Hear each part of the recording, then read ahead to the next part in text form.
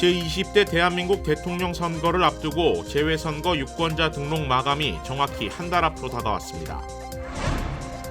한인타운 선거구 단일화는 향후 경제와 사회 등 다양한 분야에서 큰 시너지를 가져올 수 있습니다.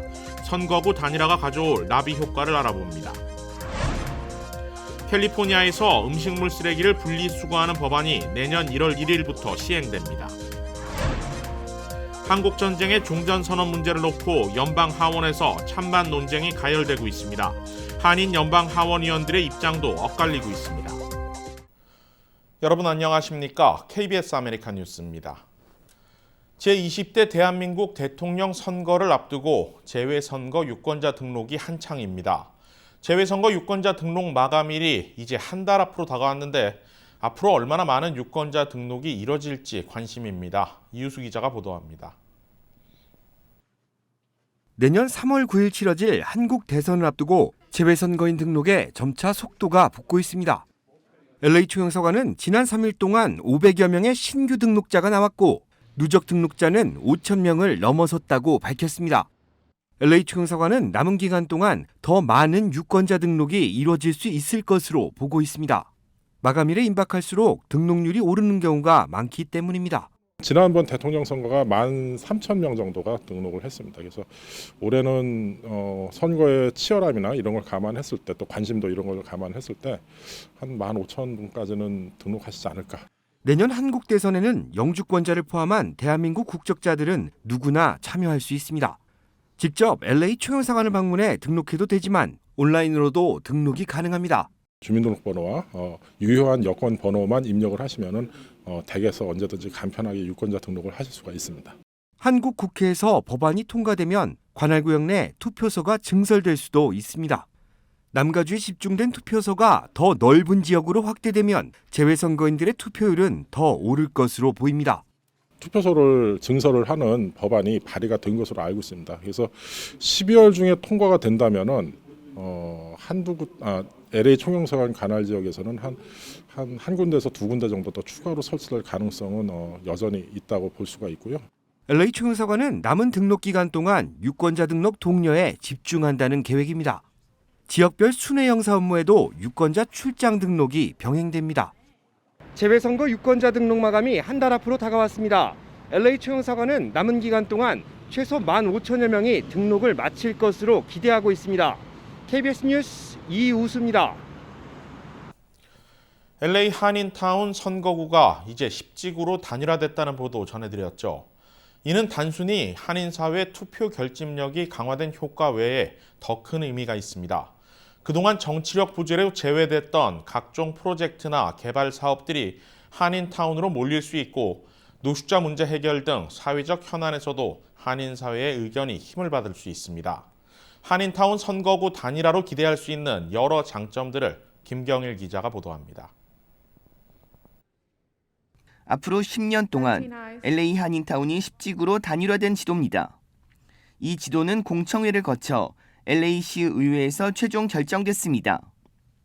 북쪽으로 베버리, 동쪽으로 버먼트, 남쪽으로는 11가, 서쪽 윌튼을 경계로 하고 일부 지역이 더 포함됐습니다.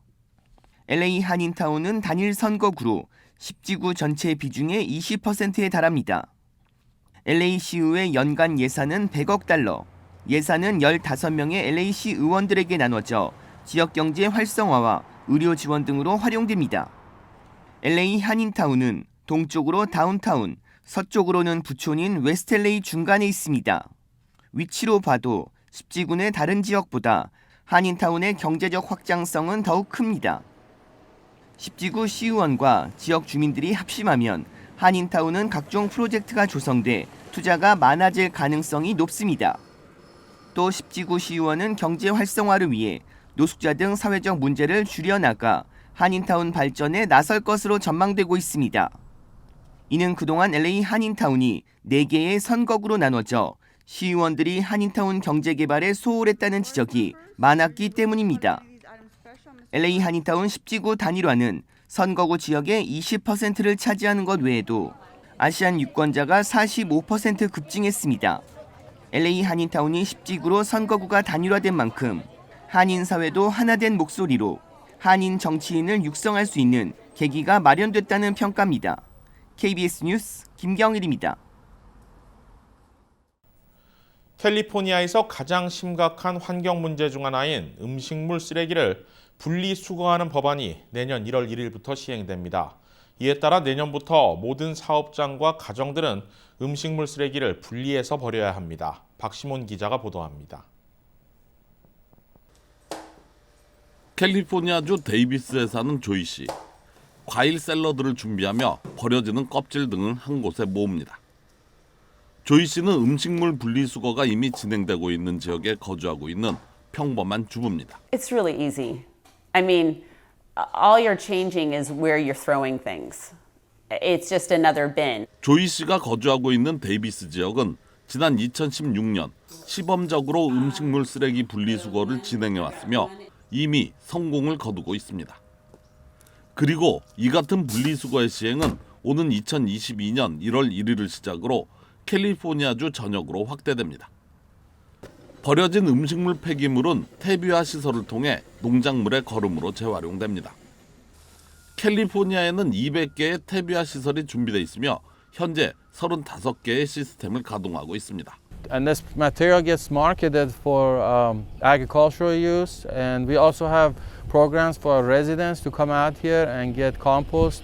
캘리포니아에서 2016년에 통과된 법안 1383은 음식물 쓰레기를 분리해 탄소보다 몇 배 강력한 메탄가스를 방출하는 대신 퇴비나 에너지로 바꿔 오염물을 줄이는 것입니다.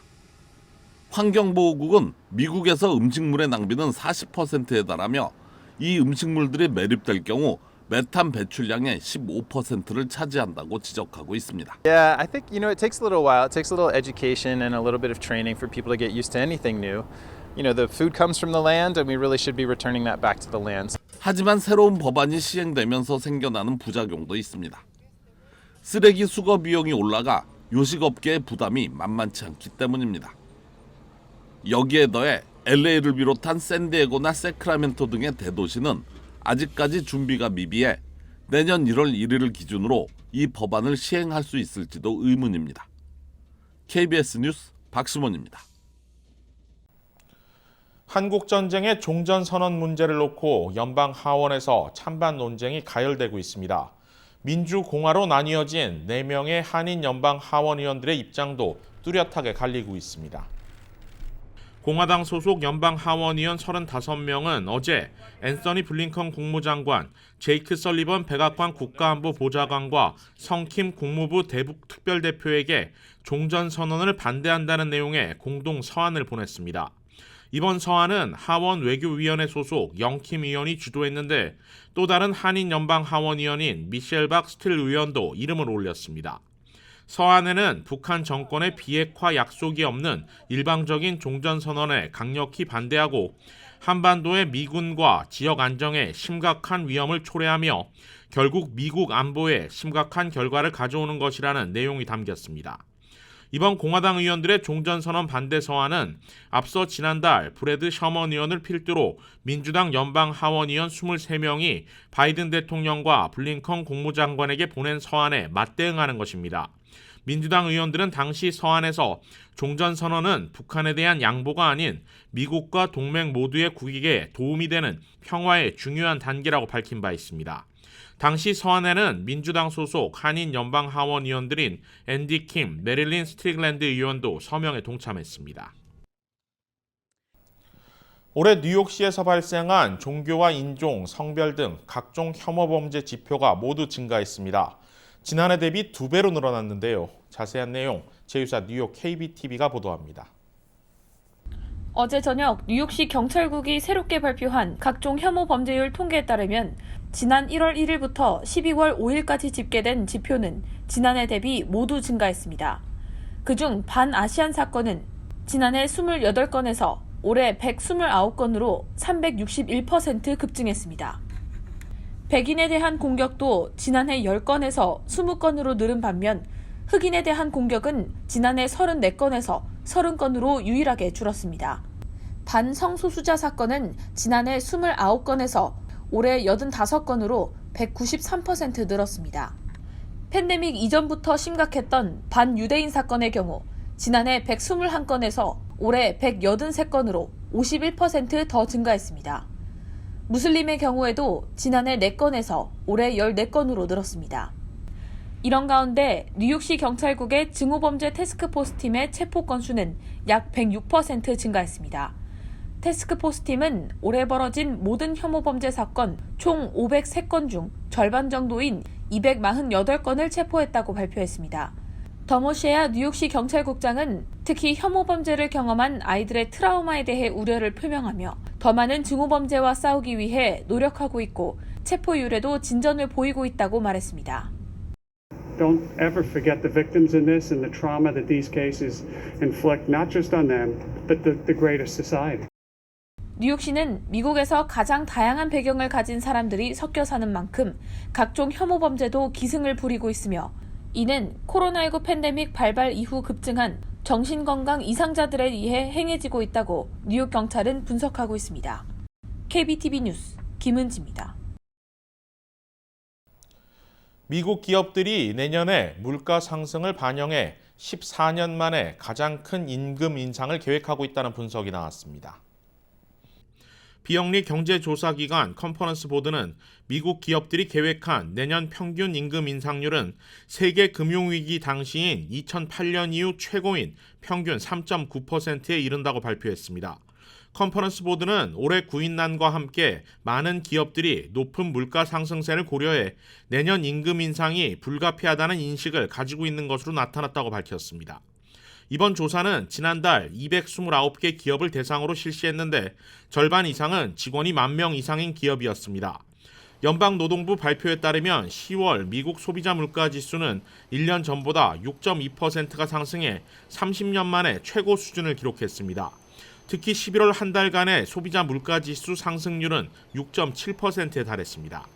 이런 가운데 지난달 민간 부문 시간당 임금은 1년 전에 비해 4.8%가 올랐고 5개월 연속 4% 이상을 기록했습니다.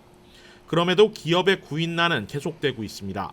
경기 부양책으로 마련된 연방 실업수당 지급이 끝나면 기업의 구인난이 완화될 것이란 예상에도 9월에도 기업의 구인 규모는 실업자보다 280만 명이나 많았습니다. 이번 조사와 관련해 월스트리트저널은 지속적인 임금 인상은 한편으로 기업들의 가격 인상으로 이어지면서 인플레이션을 더욱 심화시킬 수 있다는 우려도 전했습니다. KBS 아메리칸 뉴스는 시청자 여러분의 제보를 받습니다. 뉴스 마칩니다. 고맙습니다.